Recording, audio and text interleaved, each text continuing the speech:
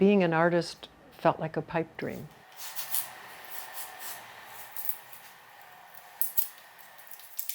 And maybe that's why it took me a little longer to believe it could be real. But right around 35 to 40, it became very clear to me that I needed to do this, and I needed to do it seriously.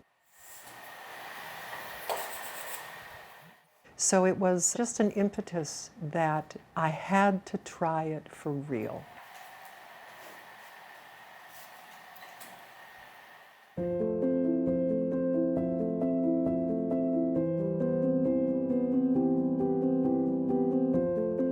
Soft pastels are actually a very ancient medium, and they were very popular at different times in history. Being sticks of pure pigment has some disadvantages, but it has some real advantages. One is, because it is nearly pure pigment and it's not wetted like watercolors or oils or acrylics are, the light actually refracts off all the little molecular particles. Because of that refraction, the colors in pastel are very, very brilliant.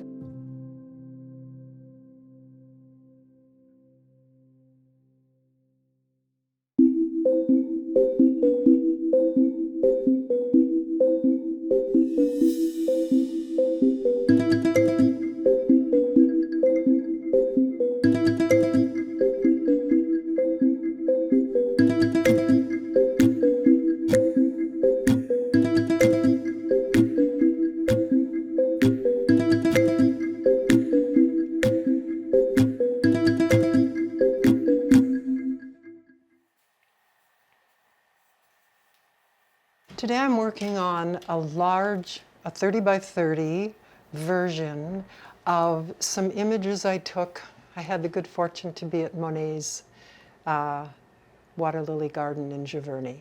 And this image you're seeing here is actually a composite of a couple of photographs of this. It was fall, and this violet colored bush was leaning over the lily pond. And I'm trying to create almost a free-flowing version of it. Again, not trying to be literal. I'm hoping to let the colors dance and move about each other in a loose way, and yet still be a little bit referential. So why don't I start with those? I work from photographs, and then I will work with those images, sometimes verbatim, other times I will manipulate a little bit. This happens to be from Alaska. And while I loved this business up here of these dead or almost dead trees, it was the abstract formation of these fallen limbs and logs and moss that really interested me. So this is how I cropped the image to paint it. And so many times when I show people my painting, they will tell me I'm an abstract painter. And I insist that I'm not. I'm just finding these things in nature and trying to enhance our awareness. This is the final piece. One of the things I like to do in these close focused images is I get rid of the horizon and you lose scale. You lose context and scale. And so this could be from a satellite image, for all you know, looking down on Earth, or it could be microscopic. I like that freedom for both me and the viewer to move around in the actual colors and forms.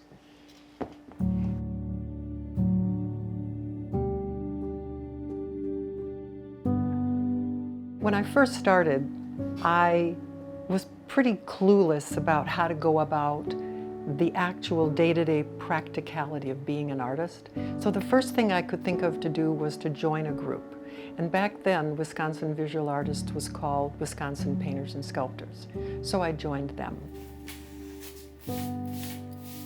And I learned about how to enter shows so that you get your work seen.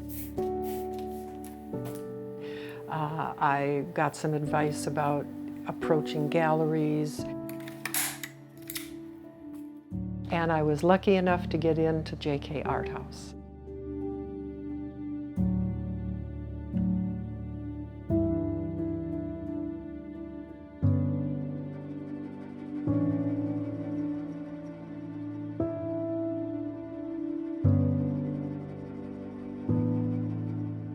I want to capture something of the deepest truth or reality I can grab, because the look of nature and the colors and everything shifts and changes. It's very ephemeral. So I can sit at the edge of a river or a creek and I can go off into those cosmic places. These kinds of experiences in nature are my way of making sense of the world, my way of making meaning, my way of understanding who I am, what I'm supposed to do, what this is all about.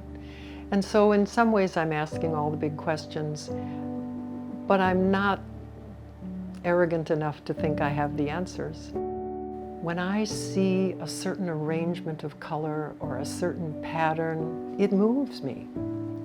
And I want to capture some of that and share it.